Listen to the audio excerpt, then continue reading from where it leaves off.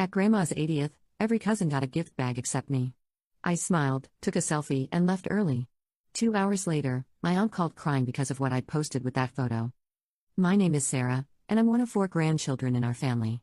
My grandmother, Nana Rose, has always been the matriarch who held our sprawling family together through Sunday dinners, holiday traditions, and her famous chocolate chip cookies that could solve any childhood crisis. Or at least, that's what I thought until I got older and started paying attention to the patterns. See, there's something you need to understand about family dynamics. Sometimes the person everyone thinks is the sweetest, most loving grandmother has a favorite child. And sometimes that favorite child, my Aunt Linda, gets to play by completely different rules than everyone else. Linda is my dad's older sister, and she's what you might call the golden child. At 45, she's established herself as the family coordinator, the one who organizes events and makes decisions for everyone else. She married young to Uncle Mark, had 3 kids, Jessica, Michael, and Tommy, and somehow convinced everyone that she was this amazing mother and daughter who could do no wrong. Meanwhile, my dad worked 2 jobs to support our family after my mom got sick when I was 12. Mom had lupus, which meant she was in and out of hospitals for years. Dad never asked anyone for help because he's proud like that, but it also meant we couldn't always make it to every family gathering or contribute as much to group gifts. I watched my parents struggle to keep up with the family's expectations while dealing with medical bills and Mom's condition. The favoritism wasn't subtle. At Christmas, Linda's kids always got the biggest gifts from Nana. At Easter, they got the best spots for the egg hunt. During summer visits, they got to stay longer and do special activities. But it was always explained away with excuses: well, they live closer, or Linda helps me so much around the house, or my personal favorite, the squeaky wheel gets the grease. I learned early to smile and be grateful for whatever scraps of attention I got. When you're a kid, you just accept that this is how things are. Adults know best, right? Your grandmother loves you, she just shows it differently. Don't be jealous. Be happy for your cousins. But as I got older, the patterns became impossible to ignore. When I graduated high school as valedictorian, Nana gave me a $50 gift card to Target. When Jessica graduated 6 months later with a C average, she got a check for $500 and a weekend trip to New York City with Nana. When I got accepted to college on a partial scholarship, Nana said, "That's nice, dear." When Michael decided to attend community college 2 years later, she threw him a party and paid his first semester's tuition. The message was clear: being responsible, hardworking, and independent meant you got taken for granted. Being Linda's child meant you got rewarded just for existing. I tried talking to my parents about it over the years, but Dad would just say, "That's just how your grandmother is. She means well." Mom, bless her heart, saw it but felt too guilty about her illness to rock the boat. "We can't complain, sweetie. We've had our own struggles, and maybe she's just trying to help where she thinks it's needed most."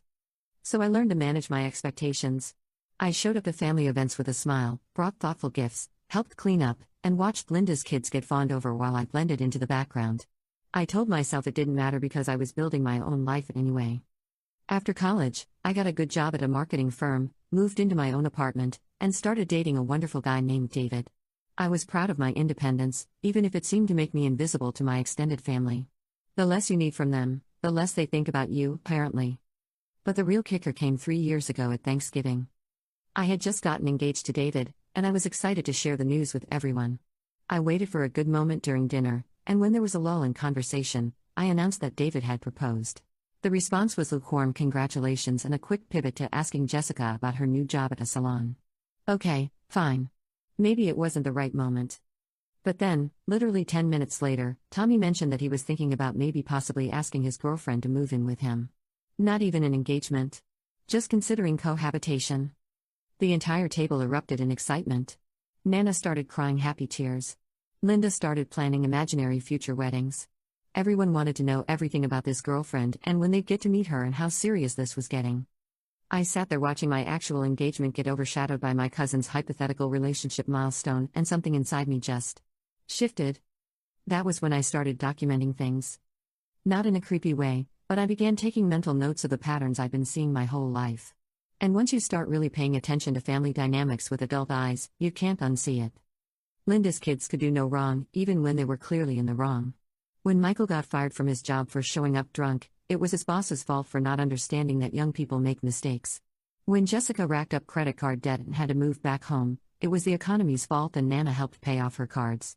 When Tommy got a DUI, it was just bad luck and everyone rallied around him with support and legal fees. Meanwhile, when I got promoted at work, it barely got mentioned. When David and I bought our first house, Nana's response was that's a big mortgage for young people. When we set our wedding date, she complained that it conflicted with Michael's birthday weekend. Michael's birthday. Not his wedding, not his graduation. His birthday weekend. The wedding planning was its own special hell. Linda inserted herself into every decision, usually to advocate for what would be most convenient for her family. The venue I wanted was too far from where they lived. The date I preferred was inconsiderate because Tommy had a softball tournament that month. The menu needed to accommodate Michael's extremely specific dietary preferences that seemed to change weekly. What made it worse was how Linda positioned herself as the family expert on weddings. She planned Jessica's sweet 16 party the year before and suddenly she was Martha Stewart. Every conversation about my wedding became an opportunity for her to showcase her event planning skills and remind everyone how much she'd done for Jessica's party. When I planned Jessica's party, I made sure to consider everyone's schedules, she'd say when I suggested a Saturday afternoon ceremony. Maybe you should think about a Friday evening instead? It would be so much more elegant, and Michael wouldn't have to miss his intramural basketball game. The floral arrangements became another battleground. I'd found a florist I loved who specialized in wildflower arrangements, something rustic and natural that felt like me and David. But Linda insisted we needed something more sophisticated for such an important day. She kept pushing for the florist who'd done Jessica's party, the one who specialized in huge, elaborate centerpieces that cost 3 times what I wanted to spend. You only get married once, Linda would say, as if I hadn't thought of that. Don't you want it to be special? The implication being, of course, that my vision wasn't special enough. That my preferences were somehow inadequate for such an important occasion. Nana backed Linda on everything, of course. Linda just wants what's best for everyone, dear. She's so good at planning events. It didn't matter that it was my wedding, my money, and my vision. Linda's expertise trumped my preferences every single time. The dress shopping experience was particularly painful. I'd asked my mom, my future mother-in-law, and my maid of honor to come with me, a small, intimate group of the people whose opinions mattered most to me. But somehow Linda found out when we were going and showed up at the bridal shop with Jessica in tow. I hope you don't mind, Linda announced as she waltzed into the appointment. Jessica and I were shopping nearby and thought we'd stop by to see how you're doing. Mind? Of course I minded. This was supposed to be a special moment with my closest family members, not a group event where Linda could hold court and offer unsolicited opinions about everything I tried on. And offer opinions she did. Every dress I came out in was met with commentary, that's nice, but don't you think something with more structure would be more flattering? Or the neckline is a bit plain, isn't it? Jessica's prom dress had such beautiful beading on the bodice. Everything was a comparison to Jessica's prom dress, as if that was the gold standard I should be aspiring to match. When I finally found the dress, a simple, elegant A-line with delicate lace sleeves that made me feel beautiful, Linda's response was lukewarm at best.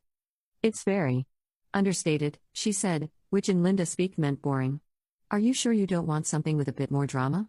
Something that photographs better? My mom, bless her, spoke up. Sarah looks absolutely radiant. It's perfect for her.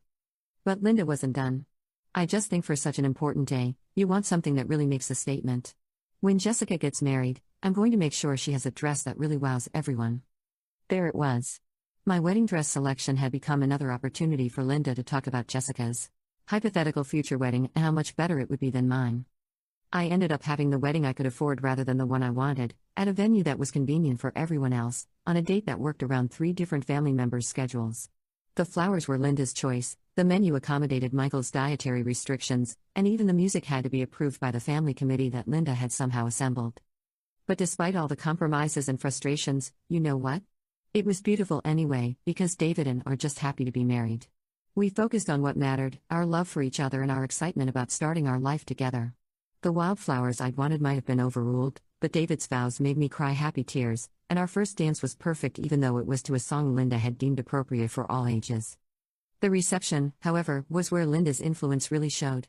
She positioned herself as the unofficial hostess, greeting guests like it was her event, directing the photographer toward the important family shots, and generally orchestrating everything like she was the mother of the bride. Linda's kids all gave speeches at the reception about how they were so happy to officially welcome David to the family, as if they were the ones with the authority to grant that welcome. As if they were the family VIPs and everyone else was just supporting cast. Michael's speech was particularly grating. David, welcome to the family. We're so excited to have another guy to hang out with during family gatherings. Sarah's always been like a sister to us, so now you're like a brother too. Like a sister to them? I was their actual cousin. We'd grown up together. But somehow in Michael's mind, our family relationship was so casual that it needed to be redefined through marriage. Tommy's speech focused entirely on how David better take good care of our Sarah, as if I was some kind of family property being transferred from one man to another.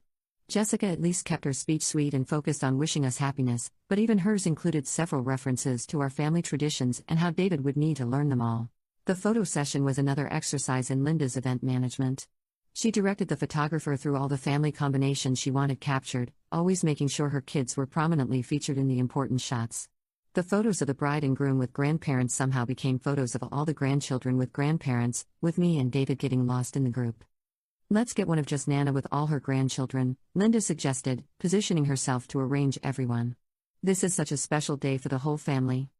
It was my wedding day, but Linda had managed to make it about the whole extended family's special moment. Even in my own wedding photos, I was just one of 4 grandchildren rather than the bride being celebrated. The final straw should have been Christmas 2 years ago. David and I saved up to get Nana a really nice gift, a custom photo album filled with pictures of the whole family going back decades. I spent hours organizing photos, writing captions, and making sure everyone was represented. It cost me almost $200 and weeks of work. Nana opened it, flipped through a few pages, and said, "Oh, how thoughtful," before setting it aside and moving on to the next gift. Linda's kids had pooled together to get her a generic gift basket from Costco, the kind you can grab off the shelf for $30. Nana practically cried with joy over it. "You kids are so generous. This must have cost you so much. I don't deserve such thoughtful grandchildren." I watched this happen and felt something inside me just break. But I still didn't say anything. I smiled, helped clean up, and went home to tell David that next year we were spending Christmas somewhere else. Which brings us to last weekend and Nana's 80th birthday party. Linda had been planning this party for months, which meant I heard about every single detail through family text chains and phone calls.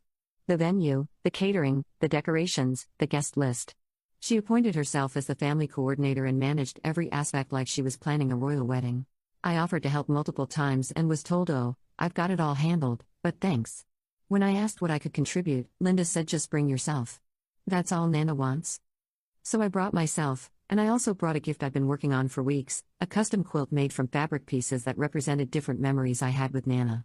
Each square had a little story attached. It took me months to finish and cost more than I probably should have spent, but I wanted to give her something truly meaningful for such a milestone birthday. The party was held at a nice restaurant with a private dining room. About 30 family members were there, all the usual suspects plus some of Nana's friends from church and her book club. Linda had done a beautiful job with the decorations, I'll give her that. There were photos of Nana throughout her life, flowers everywhere, and a gorgeous cake that probably cost more than my monthly grocery budget.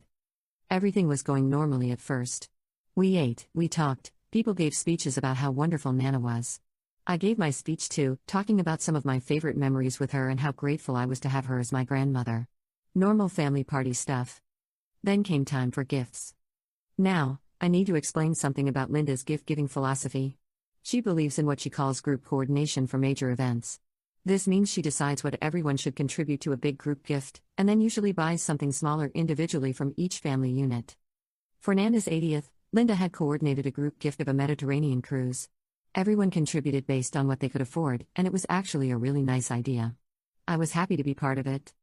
But apparently, Linda had also prepared individual gift bags for all the grandchildren. These weren't just little token gifts, they were actual gift bags with multiple items inside. I could see them lined up on a side table, each one labeled with a name tag. As the party was winding down, Linda announced that she had a little something for each of the grandchildren as a thank you for being such wonderful grandkids to Nana. She started handing out the bags, one for Jessica, one for Michael, one for Tommy. And then she stopped. I waited, thinking maybe mine was just in a different spot or she was saving it for last.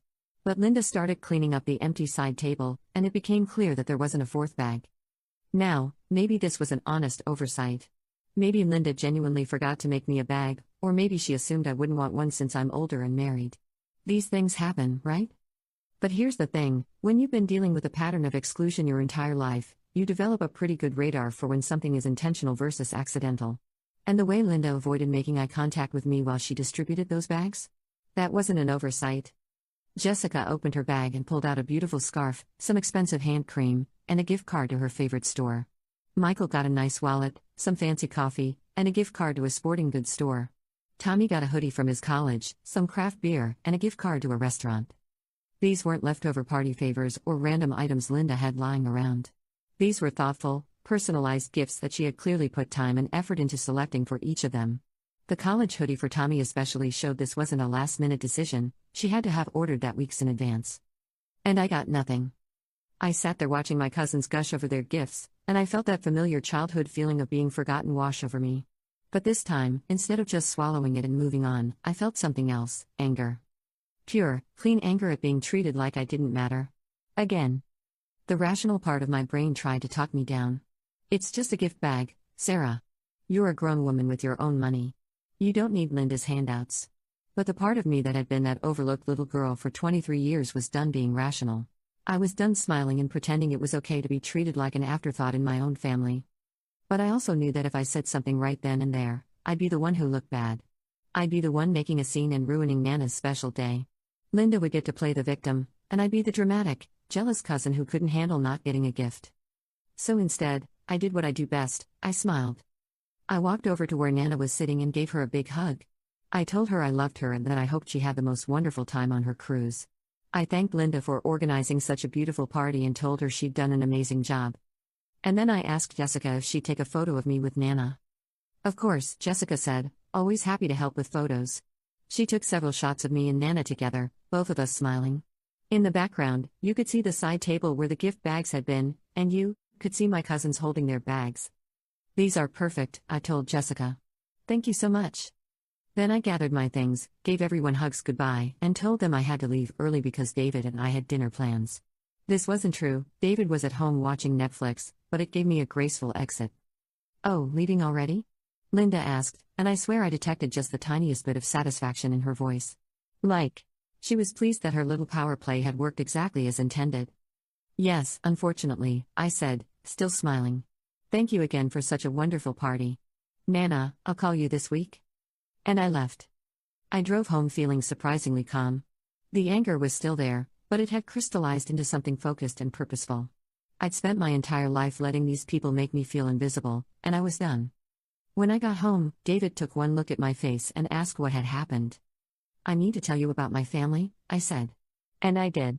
I told him everything, all the patterns I'd been seeing for years, all the ways I'd been pushed to the margins, all the times I'd smiled and taken it because that's what was expected of me. David listened to all of it, and when I was done, he was quiet for a long moment. Sarah, he finally said, why didn't you ever tell me how bad it was? Because I didn't want to sound like I was whining, I admit it. And because I kept thinking maybe I was imagining it or being too sensitive. You weren't imagining it, David said firmly. What happened today was deliberate and cruel. I'm sorry I didn't see it before. We talked for a while about what I wanted to do, if anything. David was fully supportive of whatever I decided, including just cutting contact with that part of the family if that's what would make me happiest. But I didn't want to disappear. I wanted them to understand exactly what they'd been doing to me all these years. So I got on my phone and started crafting a Facebook post. I chose the photo Jessica had taken of me and Nana, the one where we're both smiling and you can see the gift bag situation in the background. And I wrote, had such a lovely time celebrating Nana's 80th birthday today. Linda threw a beautiful party and got thoughtful gift bags for all the grandchildren. Well, most of them anyway. Smiley face emoji. It's funny how family traditions work. Some people are always included, and others learn to be grateful for just being invited. But that's okay. I got the most important gift of all, a crystal clear reminder of where I stand. Thanks for the clarity, family. Here's to 80 more years of consistency, heart emoji, #family, #grateful, #birthday party, #traditions. I read it over several times, making sure the tone was perfect. Not obviously angry or bitter, but just pointed enough that anyone reading it would understand exactly what had happened. The kind of post that sounds sweet on the surface but has just enough edge to make people uncomfortable. Then I tagged everyone who had been at the party. David read it over my shoulder. Are you sure you want to post this? I'm sure, I said. And I hit publish. The response was immediate. Within minutes, I had likes and comments from friends who understood exactly what I was saying. My college roommate commented oop, eyes emoji, with the eyes emoji. My coworker who'd heard family stories over the years wrote some families really don't deserve you, girl. David's sister, who'd witnessed some of the family dynamics at our wedding, simply commented say it louder for the people in the back, clapping hands emoji, but the family reactions were even more telling. First, my cousin Tommy liked the post, which made me laugh because he probably didn't even read it carefully.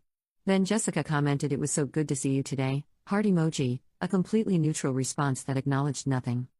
But the call I was really waiting for came about an hour and a half after I posted. Aunt Linda. She was crying, not sad crying, but angry crying. The kind of crying that comes when someone is furious but trying to sound like the victim. Sarah, honey, what's this Facebook post about? What do you mean, Dad? You know what I mean. The one about gift bags and standing in the family. Oh, that. I was just sharing about Nana's party. There was a long pause. Sarah, did something happen today that upset you? And you know what? I told him. I told him exactly what had happened, and I told him how it was just the latest in a lifetime pattern of being treated like I didn't matter as much as Linda's kids. My dad was quiet for a long time. Finally, he said, "I'm sorry, sweetheart. I didn't realize it had gotten that bad." It's always been that bad, Dad. I just stopped talking about it because nobody wanted to hear it. What can I do to fix this? Nothing, Dad. I'm not asking you to fix it. I'm just done pretending it's okay. We talked for a while longer, and by the end of the call, I could tell Dad was really seeing the family dynamics clearly for the first time. Sometimes it takes an outsider's perspective, or in this case, a very public calling out, to make people notice patterns they've been ignoring. Mom called next, and she was crying. "Oh, honey, I'm so sorry. I should have said something years ago. I should have stood up for you more. Mom, it's not your fault. You were dealing with your own stuff. That's no excuse. You're my daughter, and I let them treat you like you didn't matter. I'm so sorry." It was actually really healing to have that conversation with my parents. For years, I'd felt like I was going crazy, like maybe I was being too sensitive or imagining the favoritism. Having them acknowledge that it was real and that it was wrong meant everything. Over the next few hours, I got more calls from other family members. Some were supportive, some were confused, and some were clearly calling at Linda's request to try to get me to take the post down. Uncle Mark called and tried the family harmony approach. "Can't we all just get along? Why are we fighting over something so small?" "We're not fighting over something small," I explained. "We're addressing a pattern of exclusion that's been going on for decades." The gift bag was just the most recent example. My cousin Jessica called and tried the "I had no idea" approach. "Sarah, I'm so sorry. I didn't even notice that you didn't get a bag. Mom just handed them out and I was excited about mine and wasn't paying attention." "Jessica, it's not your fault. You didn't do anything wrong. But I feel terrible. I should have said something. You were enjoying a gift from your mom. That's exactly what you should have been doing." Jessica, to her credit, seemed genuinely upset about the situation. "Is there anything I can do to make this better? Just keep being yourself, Jess. This isn't about you." But the most interesting call came from my great-aunt Helen, Nana's sister. "Sarah, honey, I saw your Facebook post." "Oh. Hi, Aunt Helen. I want you to know that I've been watching this family dynamic for years, and you're absolutely right to call it out. This was not what I was expecting." "Really?" "Really. Linda has been playing favorites with her kids since they were born, and your grandmother has enabled it. I've tried talking to Rose about it before, but she just makes excuses. I didn't know anyone else had noticed." "Oh, honey, we've all noticed. Some of us just didn't want to rock the boat. But watching you get overlooked year after year while those other kids got handed everything on a silver platter. It's been hard to watch." Aunt Helen told me that several other family members had been talking about the favoritism for years but felt like they couldn't say anything because Linda and Nana were so close. "Your post gave a lot of us permission to finally acknowledge what we've all been seeing," she said. "Sometimes it takes someone being brave enough to say the truth out loud before everyone else can admit they see it too." This conversation gave me so much validation. For years, I'd wondered if I was being too sensitive or reading too much into things. Finding out that multiple family members had noticed the same patterns I'd been seeing made me feel like I wasn't crazy. But the call I was really waiting for came about 2 hours after I posted. Aunt Linda. She was crying, not sad crying, but angry crying. The kind of crying that comes when someone is furious but trying to sound like the victim. "Sarah, how could you post something like that? On social media where everyone can see it?" "Post something like what, Aunt Linda?" "You know exactly what I'm talking about. That passive-aggressive attack on our family." "I'm not sure what you mean. I posted about Nana's party and thanked you for organizing it. Don't play dumb with me. You're trying to make me look bad, and you're embarrassing the whole family. By posting about a birthday party? By making it sound like we deliberately excluded you. By making it sound like we don't care about you." And there it was. The admission I'd been waiting for. "Did you deliberately exclude me, Aunt Linda?" Silence. "Because if you didn't, then my post shouldn't bother you. If it was just an innocent oversight, then anyone reading it would assume that's what happened." More silence. "But if you did deliberately exclude me, Then I guess my post was pretty accurate, wasn't it? You. You don't understand the family dynamics, Sarah. You don't understand how hard it is to coordinate things for everyone.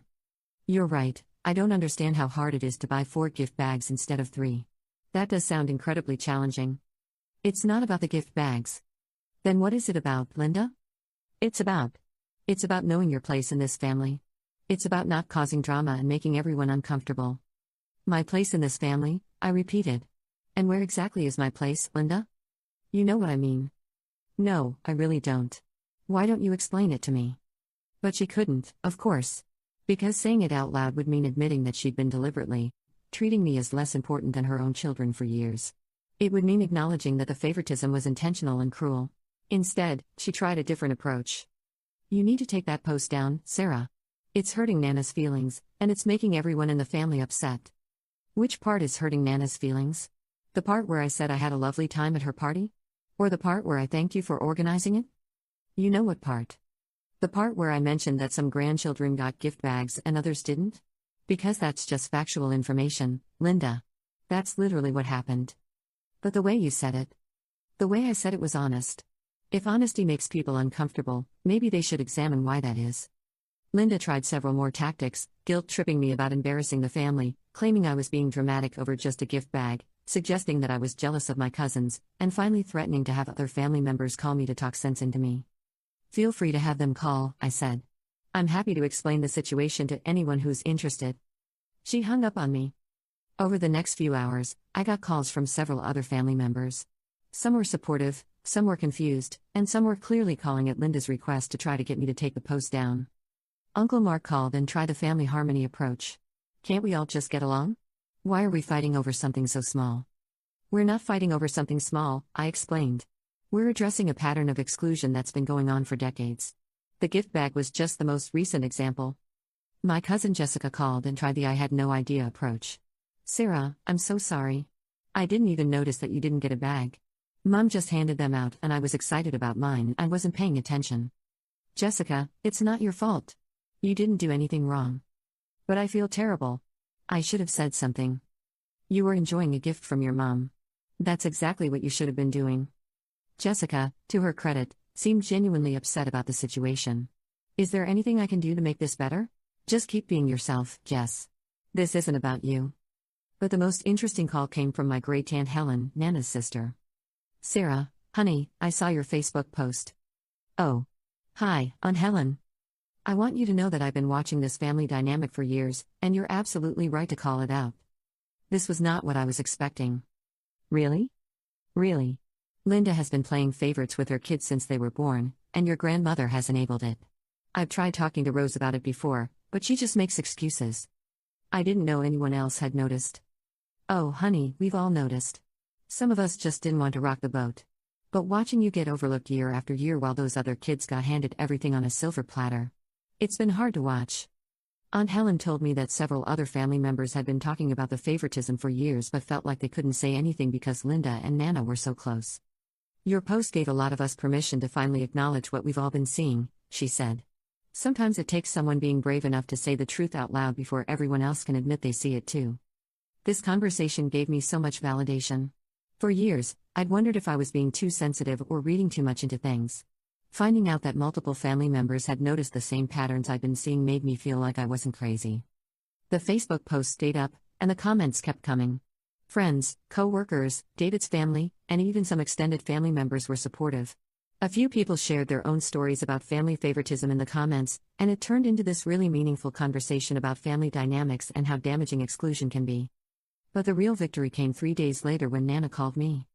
Sarah, honey, can you come over? I'd like to talk to you. I went to her house the next day, not sure what to expect. Was she going to yell at me for embarrassing the family? Was she going to ask me to take the post down? Was she going to defend Linda's actions? Instead, she was sitting in her living room with my custom quilt spread out on her lap. I've been looking at this quilt you made me, she said. Really looking at it. Reading all the little stories you wrote for each square. I sat down across from her, unsure where this was going. This must have taken you months to make. It did. And each piece has a memory attached to it. Memories of times you and I spent together. Yes. She was quiet for a long moment, running her fingers over the fabric. I read your Facebook post, she said finally. I figured you had. At first, I was upset. I thought you were being dramatic and making something out of nothing. I waited. But then I started thinking about it. And I started paying attention to how I've been treating you compared to how I treat Linda's kids. She looked up at me with tears in her eyes. Sarah, I owe you an apology. A big one. This was not at all what I had expected. I've been taking you for granted because you're independent and capable and you never ask for help. And I've been giving Linda's kids extra attention because they always seem to need it more. Nana? No, let me finish. I thought I was being helpful by giving more to the kids who seemed to struggle more. I thought you were fine on your own and didn't need as much from me. She was crying now. But what I was really doing was punishing you for being responsible. I was treating you like you mattered less because you didn't demand attention the way they did. Nana, you don't have to. Yes, I do. I absolutely do. Because this isn't the first time, is it? This has been going on for years. I nodded, not trusting my voice. And instead of recognizing what a wonderful, thoughtful granddaughter I have, I've been letting Linda convince me that her kids needed more because they were struggling more. But struggling doesn't mean they deserve more love, does it? I never wanted more than them, I said quietly. I just wanted the same. I know, honey. I know. And I'm so sorry it took a Facebook post for me to see it. We talked for 2 hours. Nana asked me to tell her about specific times I'd felt excluded or overlooked, and I did. She listened to all of it without making excuses or defending anyone's actions. What can I do to make this right? She asked finally. I don't need you to make it right, Nana. I just need you to see me going forward. Really see me. I will. I promise I will. She kept the quilt on her lap the entire time we talked, and when I was getting ready to leave, she said, "This is the most thoughtful gift anyone has ever given me. I'm going to put it on my bed so I can see it every day and remember what real love looks like." That conversation changed everything. Not just between me and Nana, but in the whole family dynamic. Word got around that Nana had acknowledged the favoritism and apologized for it. Some family members were supportive of this shift, others were less thrilled. Linda, predictably, was furious that her special status had been called into question. But here's the thing, once you shine a light on a pattern of behavior, it becomes really hard for people to keep pretending it doesn't exist. At the next family gathering, Michael's birthday dinner a few weeks later, I watched Linda try to orchestrate the usual preferential treatment for her kids.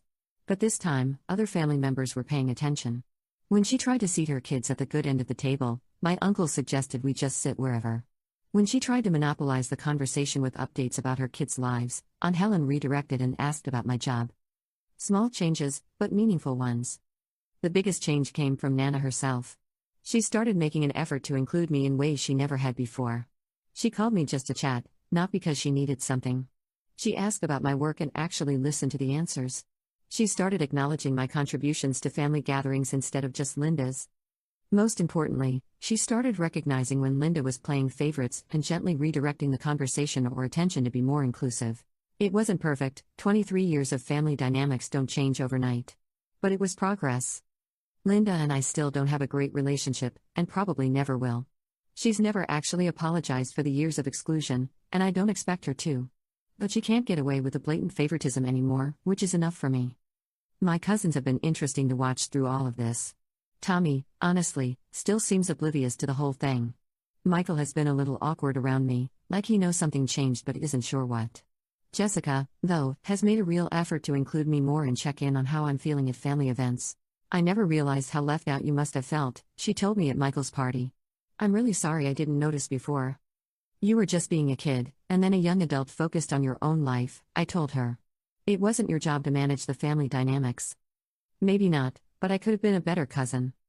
Jessica and I have actually gotten closer since all this happened, which was an unexpected bonus. The Facebook post itself became a bit of a family legend. Some people thought I was brilliant for calling out the favoritism so publicly. Others thought I went too far and should have handled it privately. But everyone agreed that it was effective. You didn't just burn that bridge, David said admiringly. You burned it so thoroughly that everyone had to acknowledge there was a bridge there in the first place. Looking back, I don't regret posting it. Could I have handled the situation differently? Maybe. Could I have tried talking to Linda or Nana privately first? Probably. But I'd been trying to handle things quietly and diplomatically for 23 years, and it had gotten me nowhere. Sometimes you have to make noise to be heard. The gift bag incident was such a small thing in the grand scheme of life. But it represented something much bigger, a lifetime of being treated like I didn't matter as much as other people. And sometimes the smallest incidents become the breaking point where you finally say enough. I'm not advocating for everyone to air their family drama on social media. But I am saying that there's something powerful about refusing to smile and pretend that unfair treatment is okay. There's something liberating about naming the truth, even when it makes people uncomfortable. Especially when it makes people uncomfortable. My family is far from perfect, and we still have work to do. But for the first time in my life, I feel like I'm actually seen and valued for who I am, not just tolerated because I'm related to them. And that Facebook post? It's still up. Because sometimes the truth needs to stay visible as a reminder of what happens when you finally stop accepting less than you deserve. Nana's 80th birthday party was supposed to be a celebration of her life and legacy. In a way, it ended up being exactly that, just not in the way anyone expected. Because her legacy, for me, became learning that it's never too late to stand up for yourself and demand to be treated with the respect you deserve. Even if it takes a selfie and a Facebook post to make it happen.